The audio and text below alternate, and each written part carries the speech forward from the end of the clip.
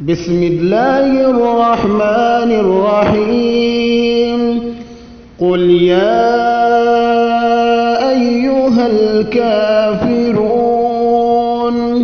لا أعبد ما تعبدون ولا أنتم عابدون ما أعبد ولا